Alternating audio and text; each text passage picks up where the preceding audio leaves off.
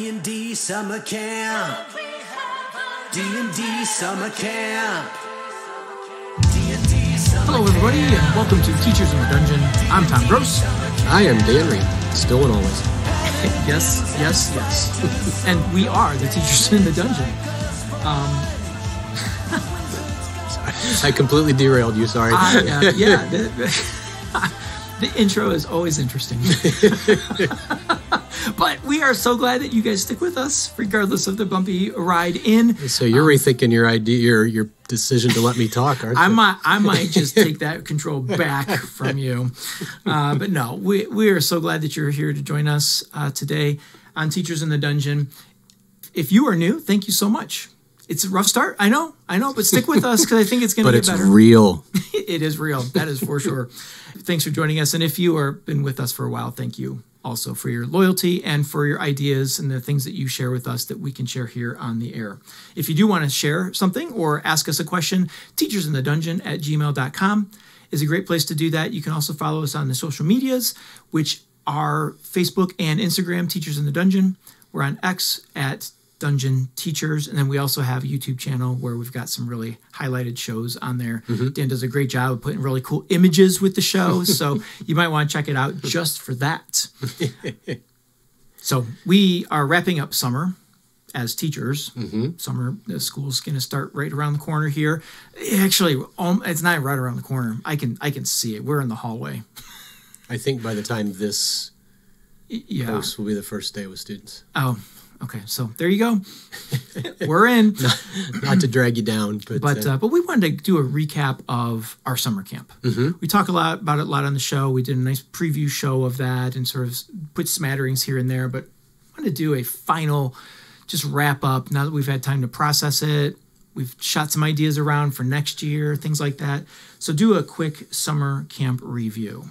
Yeah, it just could kind of start at the least concrete, the most abstract end of it. I felt like I didn't think we could top last year's just pure joy, but I think we might have. The kids were so invested from day one. I think that's probably the first thing I would say that struck me. The first 2 years of doing this, very first day when the kids would come in, they sat silent and sort of waited like good little high school kids waited to be told what to do. Yeah. And this year, from the minute the first kids entered, the buzz started. Right. Everybody, we had enough returnees. Yep. They knew what was coming, and they were excited. I didn't even think about that aspect, but you're right. I mean, it was almost like... sounds stupid, but it was almost like reunion for some of them. Yeah. Because they probably don't see each other through the school year. And that's what Game Club does, is it brings kids from different circles of friends. Yes. And brings them together. So, most of the summer they didn't see each other. And so here at camp, there's, oh, hey, and that kind of thing. And I noted, now that you say that, I noted that there were kids sitting at tables that normally don't sit together at tables. Yeah.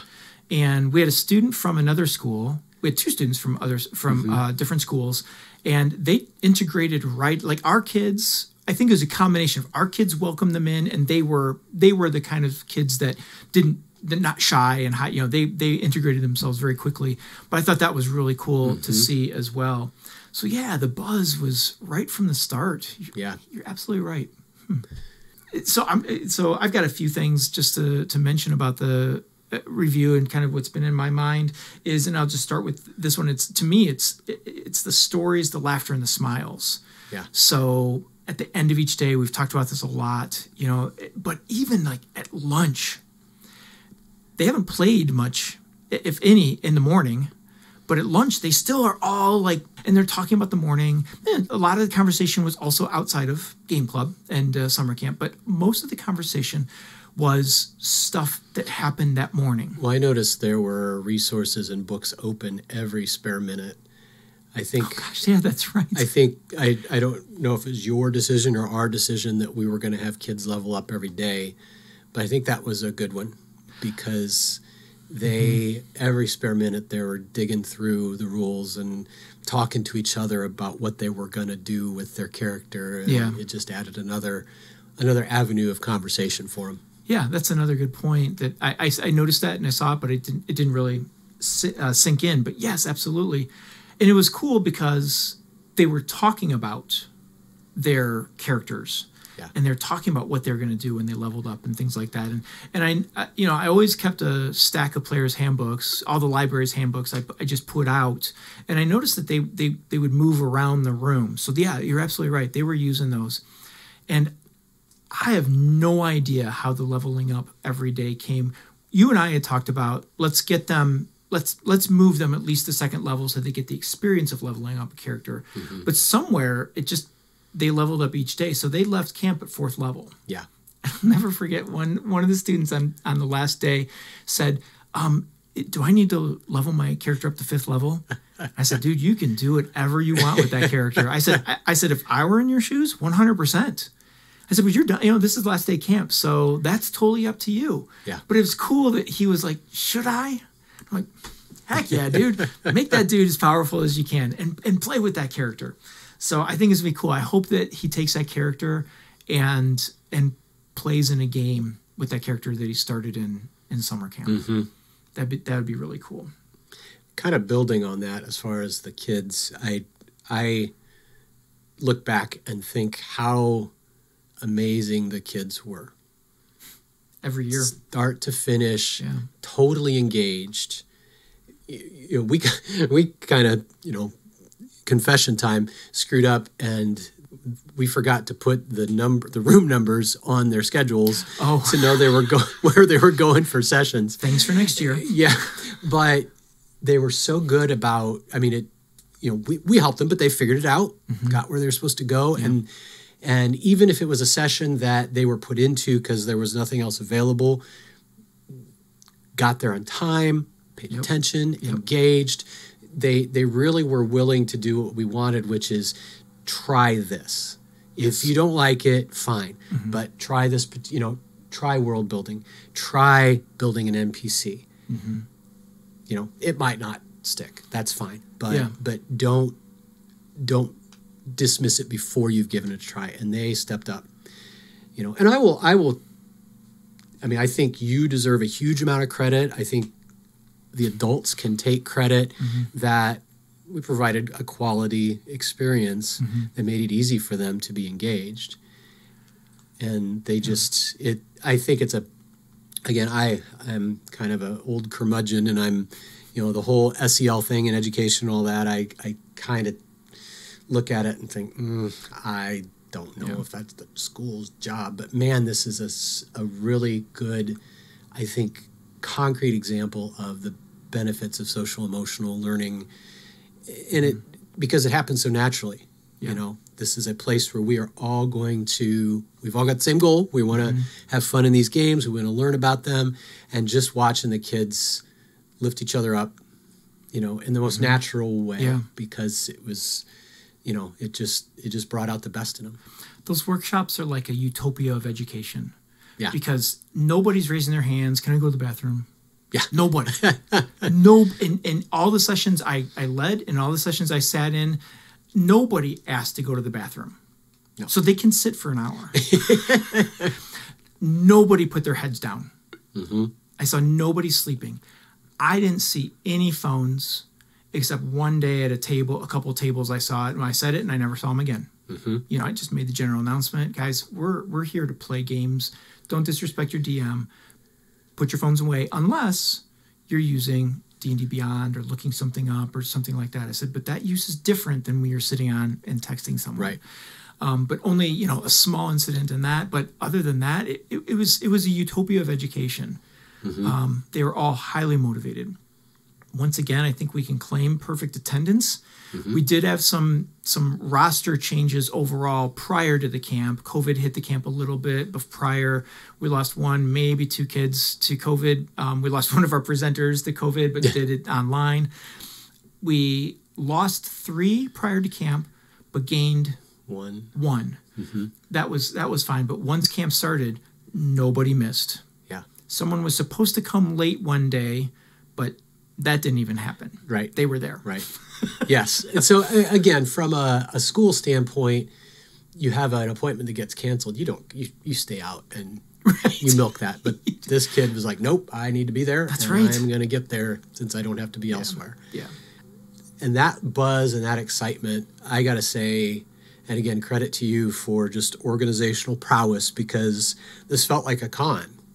I've said it before, but it, breakout sessions, different learning activities or practice activities, let's demo a social encounter. Let's get our hands into dice making. All of those things were available to these kids, and just the excitement of them. It was fun to watch them grab their swag bags and grab the schedule out and see what they were going to be doing. Yep. And because they did a form where they said their preferences, but that was not a guarantee they get in there. So yeah, they did not know their schedule before they came, which was cool. And I think I saw a couple times students that weren't in sessions that they were supposed to be, but you know what?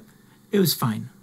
It was fine that, maybe they just saw their schedule and they're like, I'd rather do this. Or I think in one instance, they saw something that was going to happen. And so they just did a U-turn and came back for that. I lost one in terrain building, but I think you gained one too. Did I? I think so. Okay. There was one who was there for 2 of the 3 terrain building days and then was not there the last day. Okay. But fine. Just like a con. Yeah. I mean, obviously it's a little bit different. We do have students who are responsible for them. They need to be somewhere. Right. But if they found somewhere else and there was space, yep, good enough. Yeah. Go try it. And I'll say this, that, thank you for the credit on a lot of it, but as it grows, you've become extremely integral to the planning of it. So it is not just me. You have put in hours on putting this together as well, putting together the amazing schedules and navigating kids. And what's really hard about it is if we were just going to assign kids to places, that's not difficult. But because they did put preferences, you went and created a spreadsheet that put them all in their preferences and then started balancing. That's good for you. I think what I'll do next year is very politely ask my wife to sit with me as I start to build that, because I think she'll be I came up with a system. Yep. But I kept having to add more colors in the spreadsheet for different situations. I thought this is still workable, but only barely. I've almost got too many variables here. It did have a kaleidoscope aspect to it, for sure. Yeah. But no, and then I remember one day I was like, how do I read this? And I was sitting there, and you go, the bold ones are, and I was like, oh, okay. So it became a level of colors, and then after that, to confirm, bolding their names. Yes. That was good. But it worked. Yeah. And that was another thing I was gonna mention on this, is something I thought worked really, really well. And dumb luck, or maybe we know our kids really well, it's probably a mixture of both, is as I walked around the afternoon watching the games, those players together had great chemistry. But the thing that just blew my mind was somehow we put kids together who played well together, but also jived really well with the styles of all of our DMs. I don't think there were any, quote, outcasts of any of the games. No. Sometimes you put together a random mix of kids in a D&D game, and someone just takes over, and you have 2 or 3 kids that are like, one's trying to get their foot in the door, and the other 2 are just kind of like, I'll just roll dice when I'm told to do it. No way. Everybody was participating. I think we can take credit for that. Because we made a point, and you set as one of your non-negotiables from the very beginning, we're not putting friend groups together. Correct. We're gonna make these kids play with people they haven't played with before. Right. And so that required us to know the kids, and 80-90% of them, if I didn't know them, you did. Yep. From game club and whatever. And then we had a couple other, obviously, indispensable teacher friends, Brian and Mark, who came in, right, and they would know if we didn't. And that allowed us to kind of match personalities. And then, again, our DMs had most of them have worked with us for 2 or even 3 years. So we've got certain ones that we know are sort of the, larger than life personalities. We know ones that are, are very good at making sure every kid is included. Yep. So, we could put, I'll just give a shout out to my daughter. Yeah. She is very good with challenging students, shall we say, and very good at integrating. And so far I think she enjoys the challenge. If we have someone that we know, this person struggles, goes in Kate's group. Yes. And so far it's been a wonderful bonding experience. I think she got more hugs that week than we have a student that's hearing impaired, and just he is so animated and is so excited about camp. And from day one when he learned that there's a summer camp, man, he was in. He played all school year in Mark's DCC game, and came to camp, and we put him in Kate's group. And it was just really, really cool to watch his interactions, and just the way communication works is just a little bit different. I've had him in class, and I know, and again, my wife has too. And again, I don't think we're divulging anything personal, but the nature of his disability, it is exhausting just to stay focused and communicate, because there's just more steps for him than for us. And that shows. He gets very grumpy and very unhappy very easily. And he was so cheerful and excited start to finish during the week.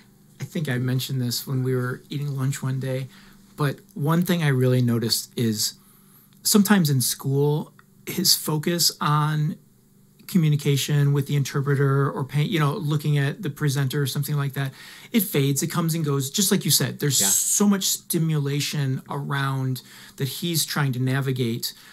But when I went in and watched him playing in Kate's game, his signing was very clear. Sometimes his signing can get a little sloppy, but his signing was extremely deliberate, and his eyes were laser on his interpreter most of the time to not miss something at the game. And that was so cool to see. I really, really enjoyed that. And I'm so glad that he was there for the camp, because he adds to it. Disability or not, he adds to it because of his enthusiasm, because of his love of the game. And I really think he loves being around other people. Yes. And this provides a natural way to integrate. Again, my wife has him in music classes, and she has noticed that he longs to be part. And it's hard because he has to get the interpreter over to where the kids are to get involved in the conversation, and it slows everything down. And I guess, I love our kids at Washington. They are very welcoming, but still, you're a 15-year-old girl that's got something you really want to say to your friends. You're not always going to take the time to slow down. Right. But this was a situation where, he's part of the group. They need him. He's got to understand what's going on so that he can make good decisions in the game. And it just was such a cool, natural experience to see happen. And I want to just give a shout out, speaking of our DMs, to our newest DM this year. That's where I was going next. Yep, Dan Crawford. He's the owner of Kings and Cabbages game store. He's not our local game store, but he's across the river in Peoria Heights, and was very willing to come in and run a game.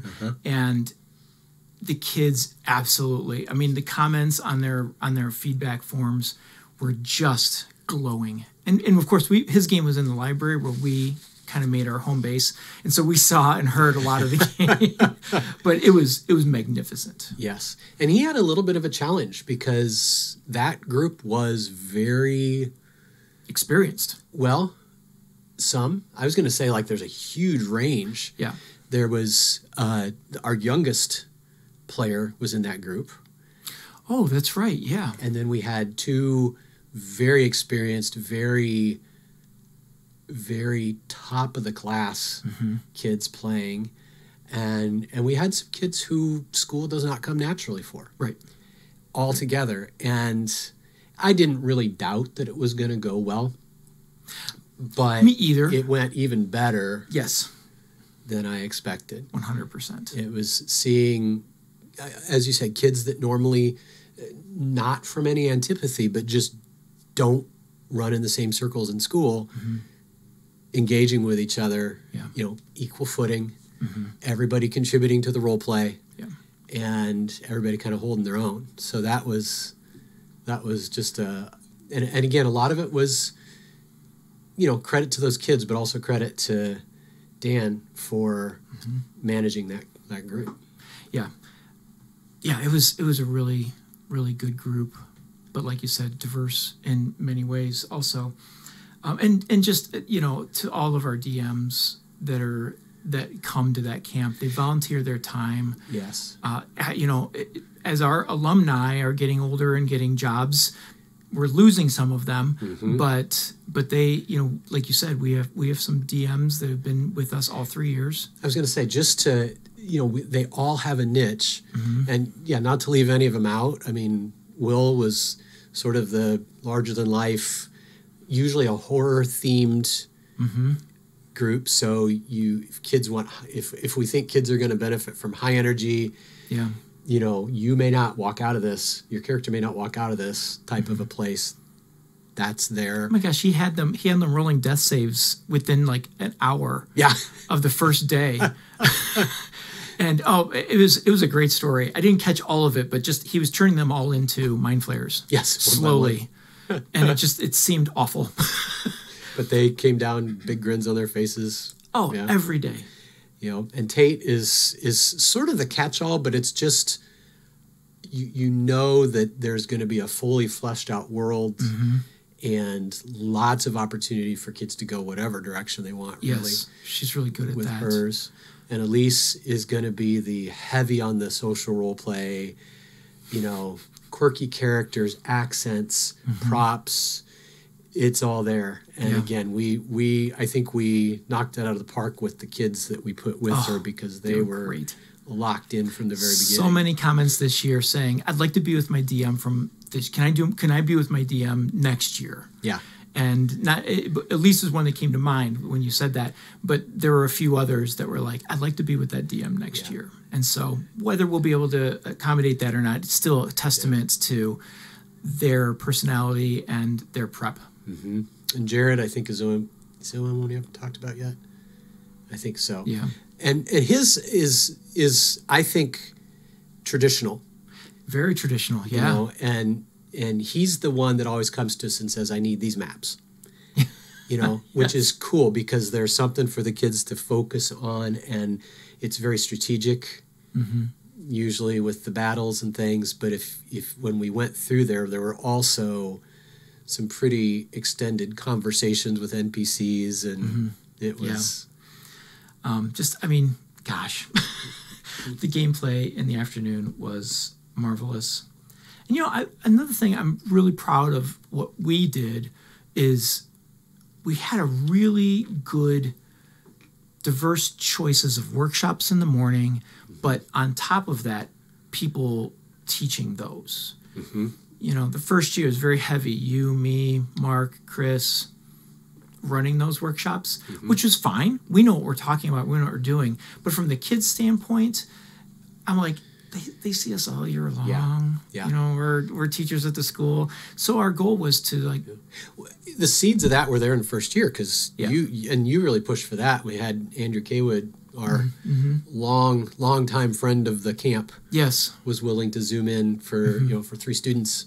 Yes, and kind of talk them through his process of just world building and character building and all that sort of thing. And so, so we had some great people. Cameron Johnson, alum of our school, came back and did 2 days this year of projects. They drew and painted their characters the first day, and then they made cool rustic maps the second day, which was awesome. And you mentioned Andrew Kaywood, Michael Johnson from Limitless Adventures zoomed in this year. Jay Gellerman, Neil Fett, spent every day of the camp except Thursday working with kids. He made the practice scenarios for us, which were marvelous. Oh, there's Jamie Leonard of D20 Dinner. I made a list, actually. Oh, you did? Okay. We've got, Who did I miss? Well, just to restate, just because it's so cool, gotta say, what the kids had offered to them. Yes, they had the chance to do art and paint their characters, as you said. They had a chance to make dice. They had a chance to build terrain. They had the chance to paint minis. They had the chance to learn about cosplay and how to get started with that. We had 2 publishers zoom in to kind of talk the kids through some of their expertise. We had a professional DM. Yep. We had essentially a professional YouTuber that zoomed in and taught the kids about role play.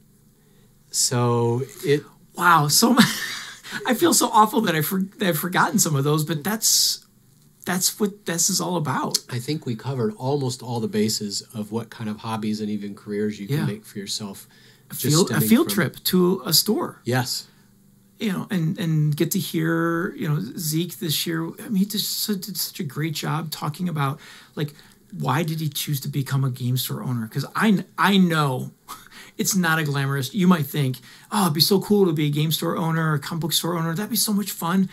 I'm sure it's fun, but it's not near the glamour that one might think it is, because there's a business behind all of that, and it's not a profit business either. It's nickels and dimes on purchases. It is a labor of love. And so he shared all of that with kids, and not to deter them, but just, hey, understand that this is why. And I felt like he did a great job talking about, this is why I'm a little bit more expensive. You can always go to Amazon and get stuff cheaper than me. And he said, I get it if you do that, but here's what you miss. Yeah. And I will say, anytime you drive by that store in the afternoon or evening, people are there. He's built a community. It's thriving. And so he spent a lot of time talking about that, and then just letting the kids kind of look around. I think when you come to a store like that and you have a purpose, when I go to pick up my comic books, I only look at the comic books and I leave. But this gave the kids a chance to sort of, without purpose, look around and see things and find things that they may not have ever seen, or some of them, several I think, had never been to the store at all. And so that was super cool. Yeah, and that actually ended up to kind of tread into our presentation at Gen Con. That became a very mutually beneficial experience. It was good for the kids to get in there, and they spent money. They came ready to shop.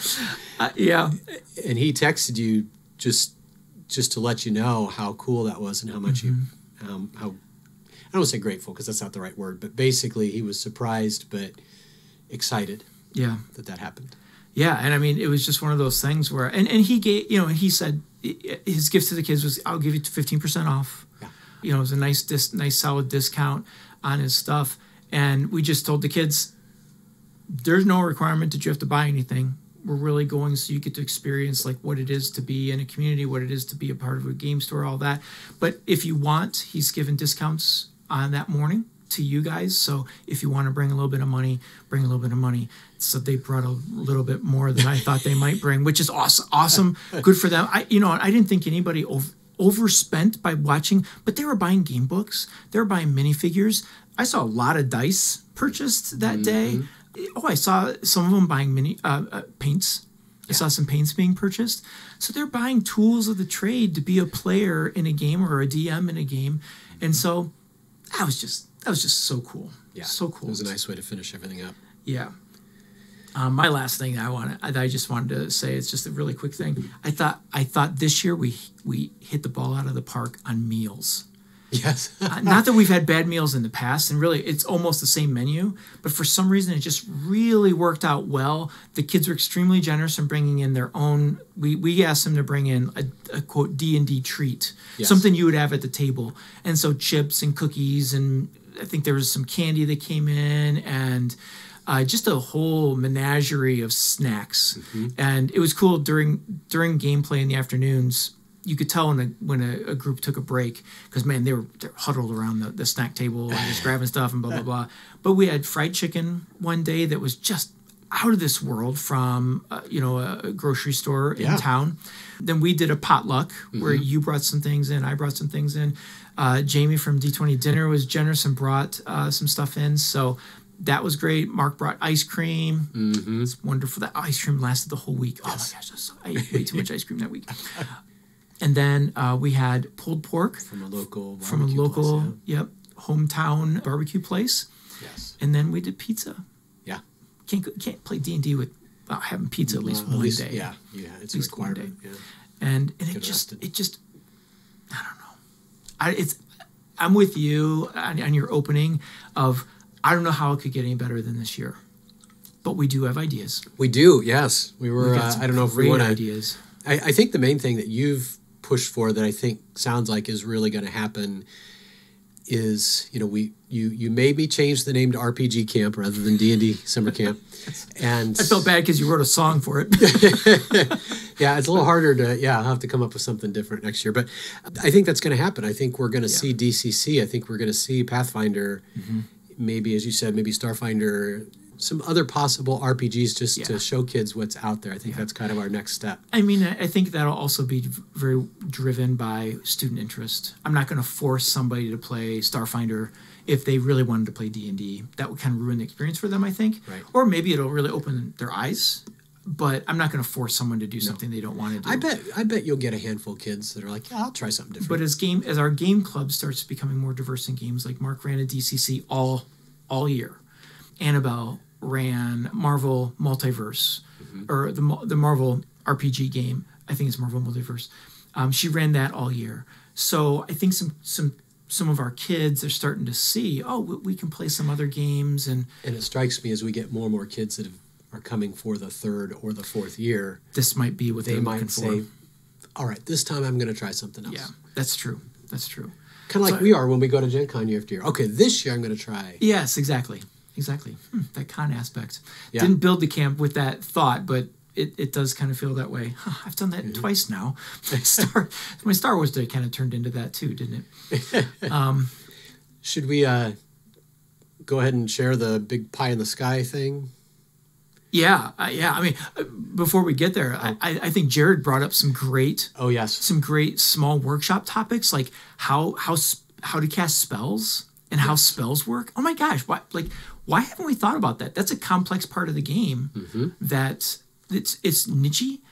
I'm not really much of a spellcaster. I guess I do druids and I cleric. No, I think just druids, but wizards and what's the difference between all these, and when do you have a prepared spell and when do you have ritual versus I mean that is one of those things that I avoid playing spellcasters because I don't want to deal with that. So sorcery points. So Jared's running that. Jared's going to run that. Oh, definitely. I'm not. Maybe Jared and Chris Metz. I'm not going anywhere near. Chris does good spellcasters. Yeah. Not to say other people in our group don't, but just Chris comes to mind. But anyway, so spellcasting, and I think, this year Jay Gellerman did a workshop on, the ethics of playing online. Yeah. The do's and don'ts of playing online, and maybe even the kids started asking questions about, well, what if you record it and putting it out there? So they really kind of got into that, publishing online games. Jared's idea was just spot on. Let's talk about D&D Beyond. Yeah. Let's talk about Roll20 and other online platforms to play on. What is Twitch? How does Twitch work? Stuff like that. And so I think those are definite ins for topics next year that would be new. And there's some other things, with the new books coming out between now and next summer, there might be some things that are in the new editions of the books that will be these are some rules that we probably should cover because they're a little bit different, or right.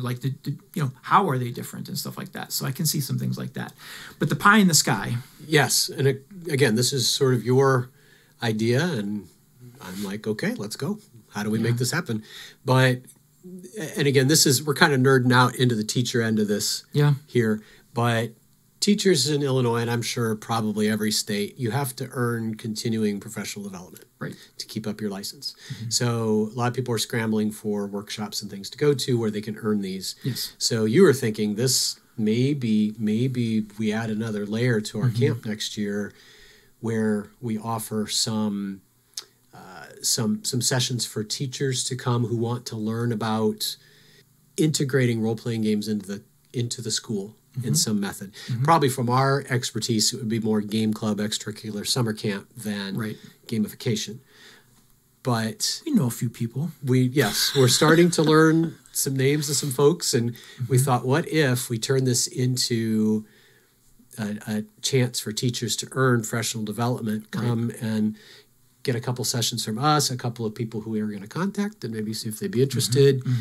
And then maybe they could, and I think your idea is kind of cool, they could observe, or the part of our summer camp where the kids just run little 50-minute one-shots to practice. Maybe the teachers, if they wanted, could jump in and play. Insert themselves or observe. Yeah, and get a feel for how it works, which I think would just be fantastic. I think that would be, I mean, part of our, I don't know if it's entirely unspoken, but I think definitely part of our goal was to see this spread, is to see other schools, other individuals get excited about this, other teachers, and start bringing this to their schools in one way or another. Right. I mean, that was the whole gist of our presentation last year at Gen Con, and Gary Con, we did that presentation as well. And yeah, I mean, I would love to see camps like this, you know, and they'll all look different because of every community. School has different communities and different needs and things like that.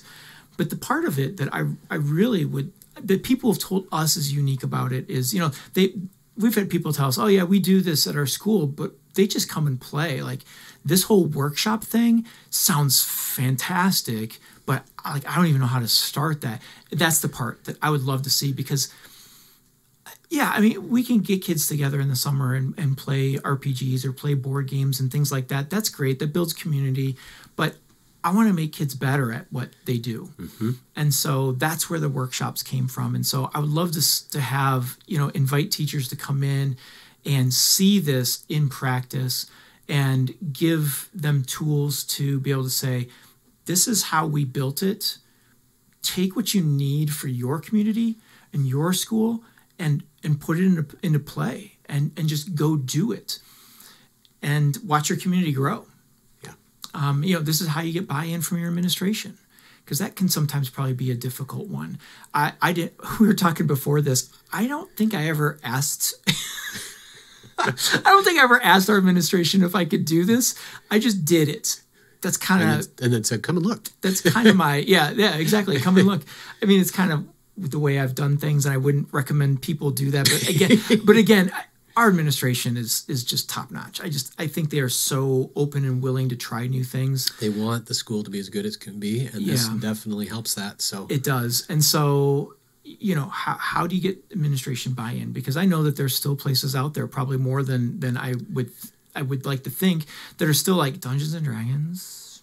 Not so sure about that. Yeah. Or just like playing games, you know, not even the Dungeons and Dragons, that you're going to bring kids in for a week to play games, and we're going to keep the air conditioning on for that. There could be some objection. And so how to overcome those barricades. You're already bringing kids to play games in the summer, but it's just basketball or volleyball. Right. This is a game. Yeah. So. And so I think about that. I'm like, I think that's probably the next step for the camp. Yeah. is to have teachers come in and I mean, to me, the other side to your administration and to your school is you're building a community. You're making kids want to come to school and give that like positive side of things. You know, like you said, we have some students that like game club is kind of their thing, and that's the only thing. And the summer camp might be the only time they get to see some of these friends. I mean, we don't live in a sprawling district, but it's definitely big enough that some of the kids, I'm sure, don't see each other. No, I would say, I mean, I feel like we have a small school feel in the best possible way, but there's still 1,400 kids. So yeah it's easy to get lost. So I'm hoping we can make something like this work. So if you are within a day's drive of Central Illinois and you're a teacher and you think this is something that strikes your fancy, please send us an email. Let us know just interests. Absolutely. That'll probably be one of the first things we need to do is gauge if Yeah. this would get people to come. Right. And like I said, like we talked before, is we'd have to cap it.